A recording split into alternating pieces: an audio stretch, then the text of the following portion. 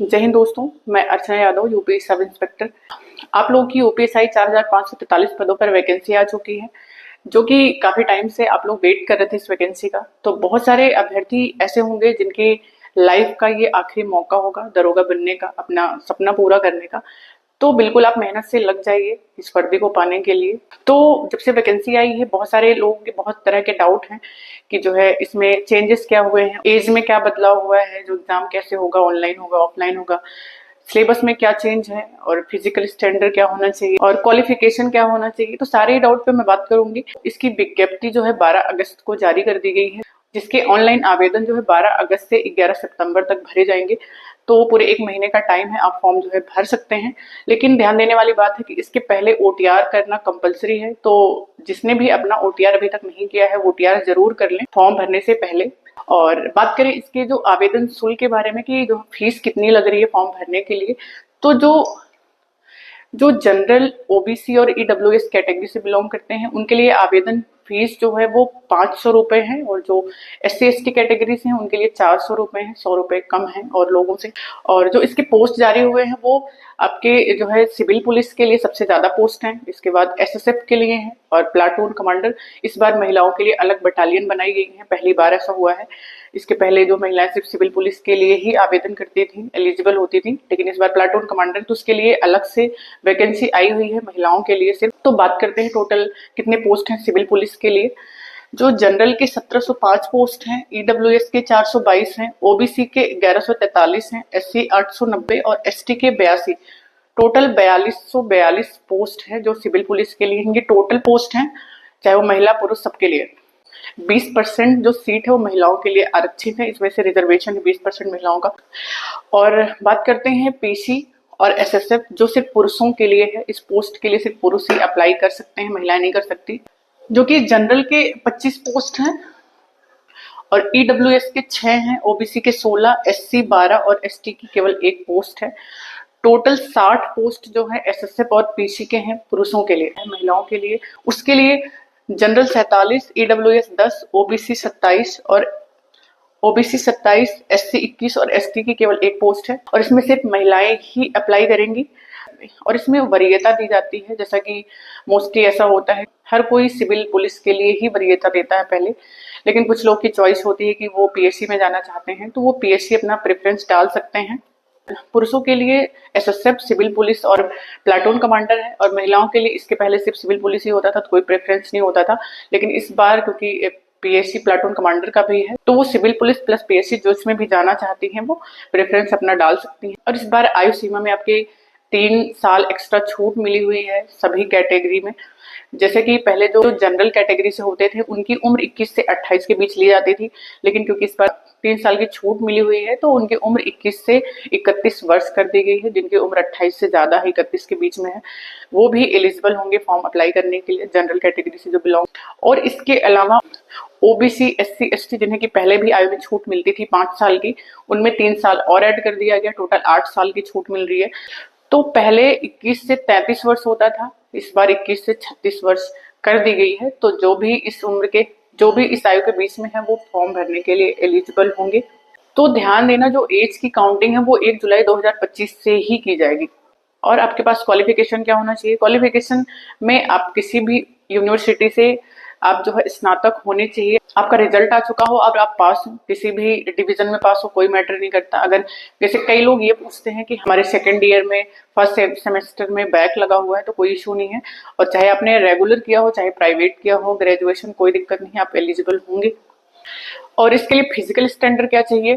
Physical standard में जो male candidate है, जनरल, ओबीसी, एससी कैटेगरी से हैं, उनकी मिनिमम हाइट जो है 168 सेंटीमीटर होनी चाहिए, और जो एसटी कैटेगरी से हैं उनकी मिनिमम हाइट 160 सेंटीमीटर होनी चाहिए। और जो फीमेल कैंडिडेट हैं, जनरल, ओबीसी, एससी, उनकी मिनिमम हाइट 152 सेंटीमीटर होनी चाहिए, और जो एसटी कैटेगरी से बिलोंग करती है उनकी मिनिमम हाइट 147 सेंटीमीटर होनी चाहिए। पुरुषों में वेट का कोई क्राइटेरिया नहीं है, लेकिन महिलाओं के लिए 40 किलोग्राम से वेट कम नहीं होना चाहिए।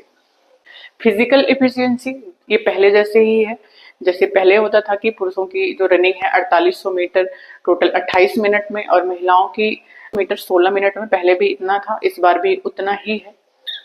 जो कि आराम से हो जाती है, कोई इशू नहीं है। और एक सबसे बड़ा चेंज ये है कि जो आपका एग्जाम 2017 और 2021 में यूपीएसआई का ऑनलाइन हुआ था, लेकिन इस बार जो है आप लोगों का यूपीएसआई 2025 का एग्जाम ऑफलाइन होगा।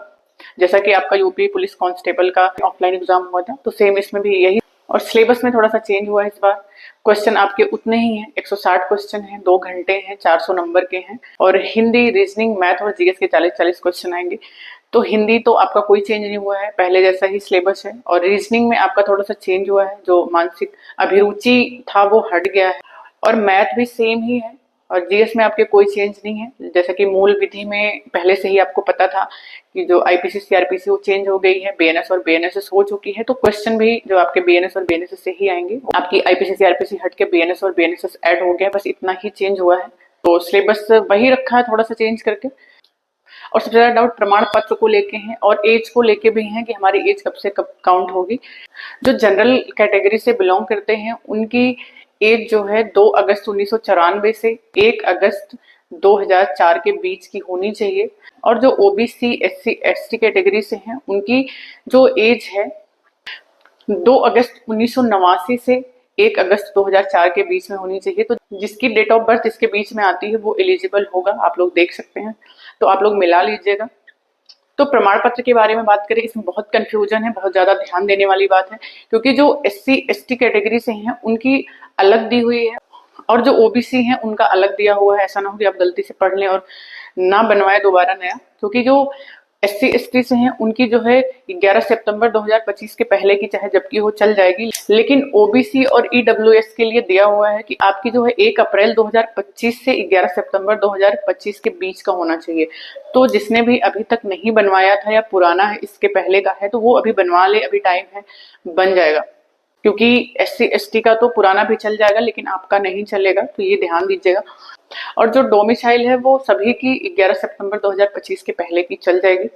और जो अभी यूपी पुलिस में जॉब कर रहे हैं, बहुत सारे लोगों के मन में डाउट है एनओसी क्या है, नो ऑब्जेक्शन सर्टिफिकेट। इसमें क्या है कि बहुत सारे लोग हैं जो उत्तर प्रदेश पुलिस में जॉब कर रहे हैं, राज्य कर्मचारी हैं।